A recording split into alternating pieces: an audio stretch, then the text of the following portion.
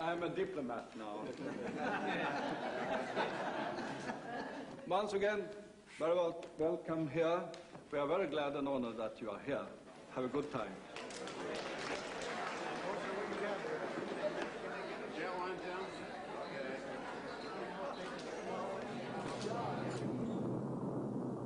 Under andra världskriget försökte de allierade att krossa Tyskland genom att bomba och förstöra tyska kommunikationscentra och industrier. Anfallen fördelades över dygnets 24 timmar och man flög inte bara med små enheter utan med väldiga armador som ibland kunde innehålla upp till 1000 flygplan. Förlusterna var givetvis stora, främst under de första krigsåren. Under perioden april till juni 1943 förlorade de allierade 1300 bombplan. De många luftstriderna gjorde att många blev skadeskjutna av tyskt jaktflyg och luftvärn och bedömde chansen att nå hemmabaserna i England som mycket små. Det var känt att det neutrala Sverige upplätt flygfält att nödlanda på och det ledde bland annat till att Bulltofta flygfält utanför Malmö fick ta emot mer än 20 bombplan om dagen i mitten av juli 1944. Somliga landade emellertid ute på åkrar och fält. We're above the clouds. My idea was to stay above the clouds as long as we could. And just above the clouds, as the fighters found us, we could get down in the clouds and maybe lose them. Well, trying to lighten the load on the aircraft, we were throwing guns and everything else out. The nose of the aircraft had some flak damage, and practically all the navigation equipment was gone. The radio operator had a trailing wire antenna that he let out to try to get a radio fix on Malmo. And they were throwing guns and flak vests and everything else out, and they knocked off the trailing wire antenna. So we didn't have a lot to navigate, being above a layer of clouds. The navigator told me, he says, so I think we should be about Malmo, and then no more than got this out of his mouth, and flak started breaking below and ahead of us. Well, my first thoughts were over Denmark. So my idea was to make a right turn, go out a ways and come back on a 90-degree turn and make sure that I was going to be in Sweden. I didn't want to be a prisoner of war. So we went out, and all the time this number 4 engine's giving us more trouble. Anyway, finally, we decided maybe we'd get rid of the ball turret. I'd headed back towards Sweden then, get rid of the ball turret and then lighten the load there. And they started taking the screws out to try to get that ball turret to drop. And they couldn't get 2 of them out. And the co-pilot said, I'll go back and help him. And he left his seat to go back and had more left the seat than the number 4 engine started burning. Smoke coming out of that thing, and it was really, it had it. So I told him, forget dropping that turret, we might ditch yet. So we had 1 engine left, so we amounted to.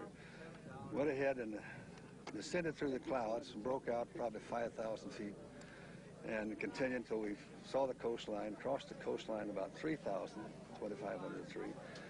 And I told the crew, I said, if you want to bail out, you can bail out. I'm going to stay with the airplane, and there's a farmer's field ahead of me.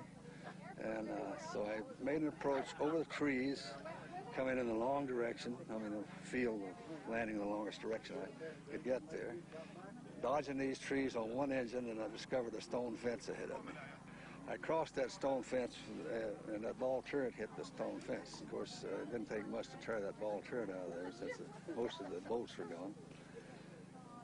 Everybody was in the radio room except the co-pilot and I. We came to a stop in that field, and by the way, there's people working in the field. The bombardiers, the door to the bomb bay slammed shut, and they couldn't see back there, and I was yelling back there, everybody okay back there? And I looked out, and they were all outside, and they said, you okay, Pappy? And so we got out of there, and one of the Swedish men came up, and somebody said, where are we? He said, welcome to Sweden. And what a nice sound that was. Det här är ett flygfotografi över Hässlö flygfält utanför Västerås. Bilden är tagen 1944 och visar de amerikanska tunga bombplan som stod uppställda där. Planen hade reparerats av de amerikanska besättningar som nödlandat i Sverige.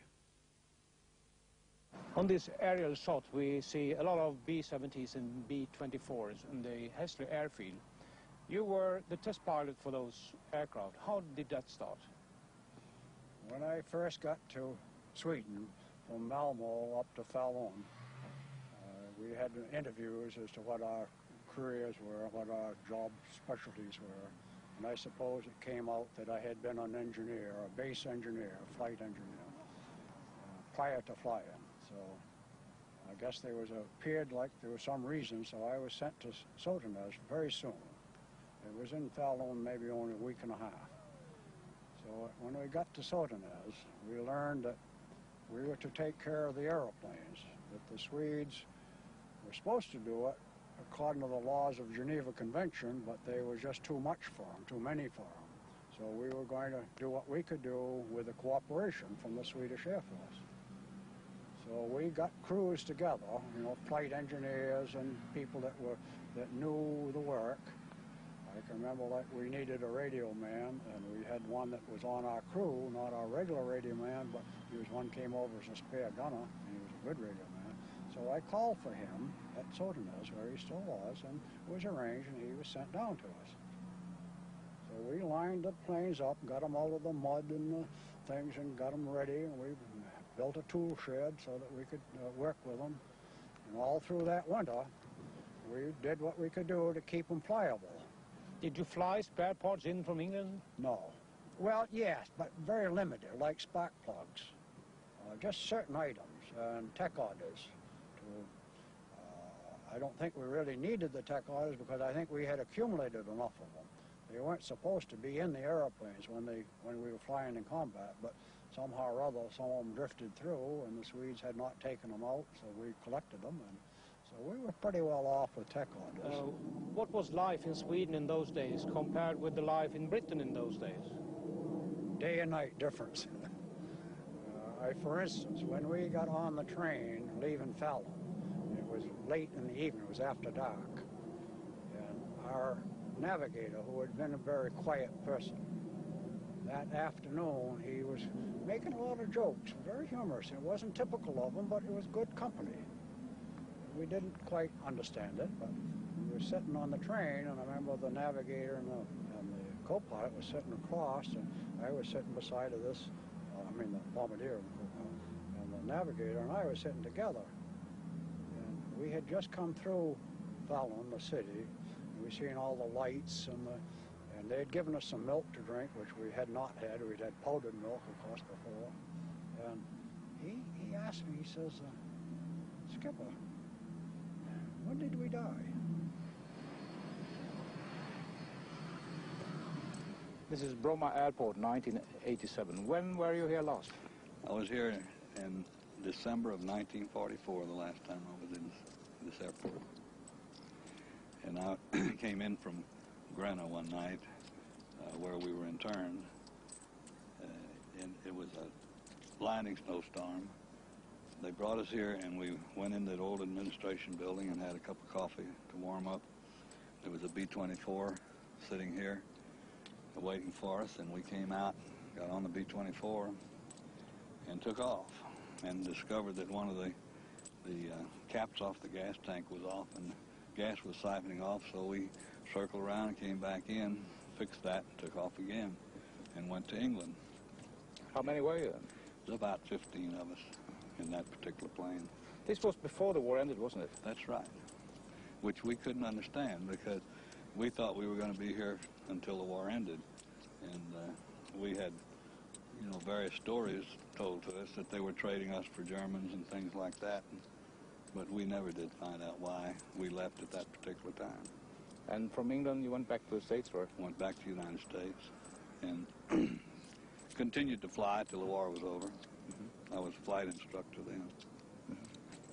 That was it.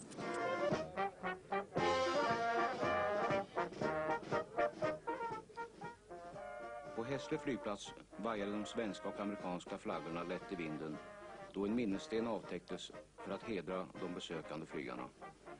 För många blev det en oförglömlig händelse och många hade svårt att hålla tårarna tillbaka.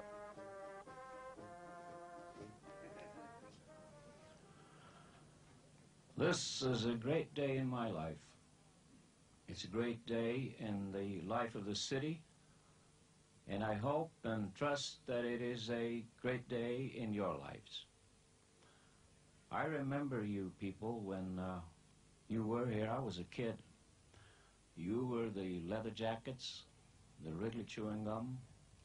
You were the good sense of humor. You put music into the heart of this town. For this and for many other things that you did for us, we're very grateful. We are so happy that you wanted to come and celebrate this reunion. Just a few minutes ago, for those who do not know it, an association was formed, a platform, a basis for a continued relationship between the American airmen and their families and this city. We're all very proud to participate in this, and a little more formally, I wish you welcome to this ceremony. Thank you very much.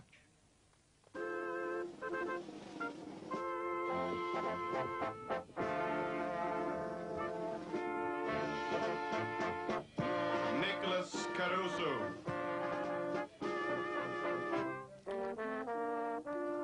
Robert Christensen. Steve Kunder. Joseph Cox.